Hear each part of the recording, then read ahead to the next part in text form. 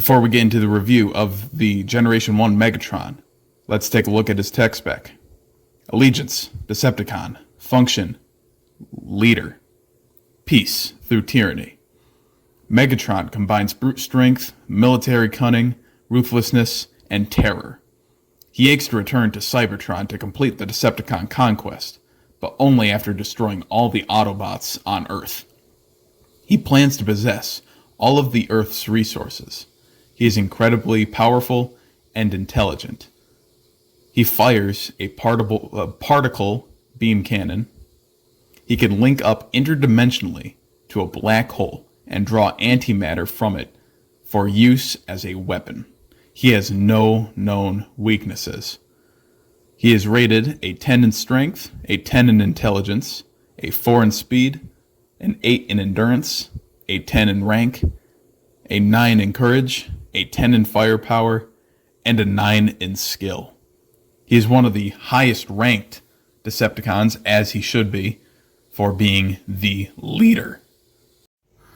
Okay, now it's time for the review of the Generation 1 Megatron. Before we get started, I want to show off what you get when you purchase Megatron. So first off, you get a really cool looking box. We have Megatron, transforms from Walter P-38 weapon to robot and back. Then on the side, both sides are the same, so I'm not going to show the other one. It's Megatron turning into the gun. On the back, we have the famous space battle.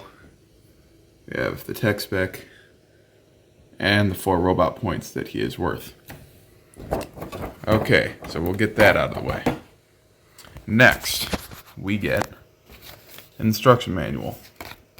Not really going to go through it, but you get the instructions, tech spec decoder so that you can read his stats, and then we have his sticker sheet. Now you may notice that not every sticker has been applied. This is simply because I prefer how he looks without all his stickers. I don't enjoy putting on all the stickers. I don't like the look of all the stickers, and it's my toy and I get to decide what his design looks like. So that is why he still has some stickers. Okay, so now we have the actual figure itself and his cannon. Now, contrary to what most people say, I think that this toy looks really, really cool. And I really like the way that they made him look.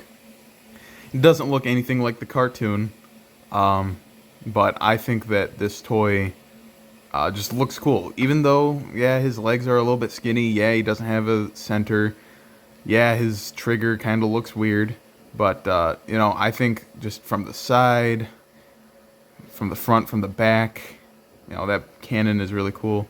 Then from the other side, I just think that he is a good looking toy. And he actually stands pretty well. If you just got to play around with him, he stands pretty well. Then this cannon here, I think that the cannon looks interesting as well. There's a few different ways that you can piece together the pieces in the instruction manual for all sorts of different modes. You can even make a telescoping cannon on top of his fusion cannon on his right arm. There's a lot you can do with this turret. In his left hand as well, he does come with a gun. There is also a sword available, but it was only from Japan, from what I know. That can go in that hand as well, but that sword kind of looks bad. But the gun, I think, makes him look pretty cool. This is how I usually have him displayed.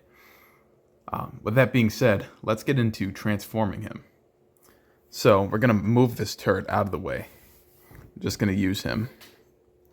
Now, we first remove his gun. It just slides right over his hand. And we remove his fusion cannon. I'm going to set that to the side. We take his hands, push them in. Then we bring that barrel down and over, and then pull his head back. So there's a lot of steps. He's pretty easy to transform, but just a lot of steps. Then take this barrel, we pop it up, and move his chest over to the side, and now we can start to see the gun forming. So we push back his arms all the way, and we tilt his arms up, like so.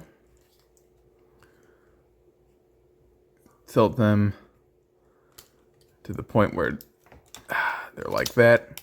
You have to have them snap, and then his head comes full circle up here. Once these things are connected, that is. There we go.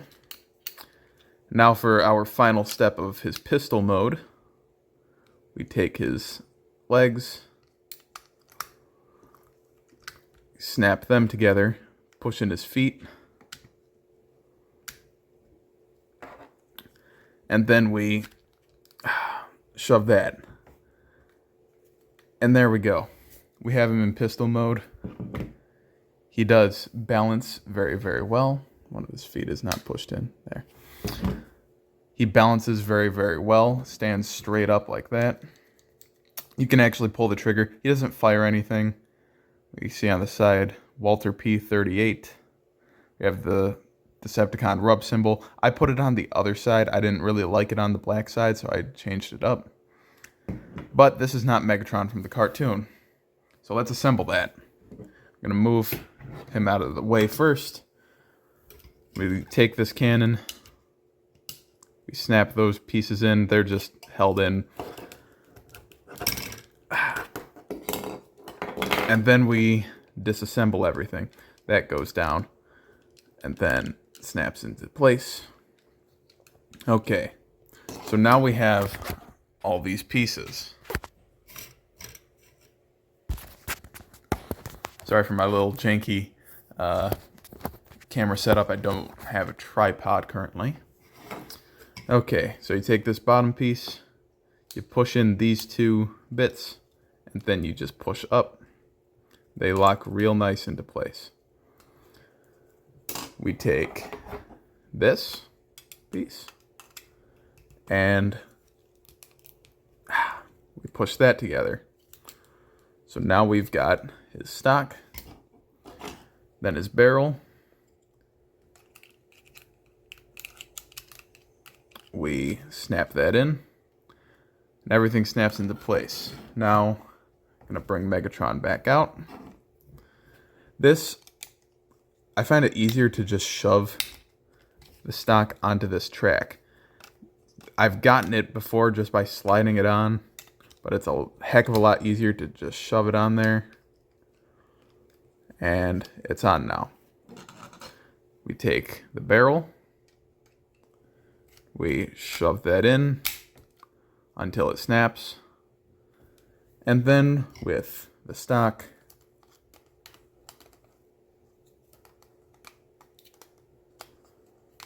hard to do this in front of the camera. There we go. And now we have Megatron in gun mode. He actually does balance still. Let's bring him around. This looks extremely accurate to the cartoon. It feels heavy. It feels like a, well, I don't want to say it feels like a real gun, but it does look like a real gun to someone who doesn't know what guns look like. You can pull the trigger. You can look through the sight and actually see like a set of crosshairs. It's a very good looking piece. I like to have him displayed in robot mode, but you can really display him any way that you choose. I personally love him in robot mode. I know a lot of people hate it, but everyone, and I repeat, everyone seems to like the gun mode. And thankfully, because he's so customizable, you're only left over with his silver gun here. He doesn't have a ton of pieces, unlike someone like Ironhide or Omega Supreme, who has so many pieces. This character has all his pieces, and he has his turret that it assembles into, so you don't have a ton of waste. Please stay tuned for my final thoughts and review of the Generation 1 Megatron. Okay, now time for my final thoughts on Generation 1 Megatron. Now, first off, as far as pros go, I really like his robot design. I know not everyone else does. I think that most people are a little bit too hard. Personally, I liked his design. Sure, he doesn't have a body, and his feet kind of look weird, and his face looks bad.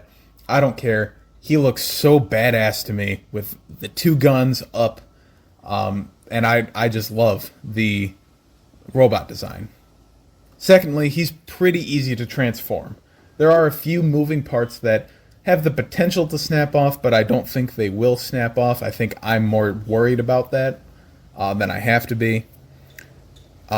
But overall, very easy transformation. You can get it done within a couple minutes of learning it, and you'll have it memorized.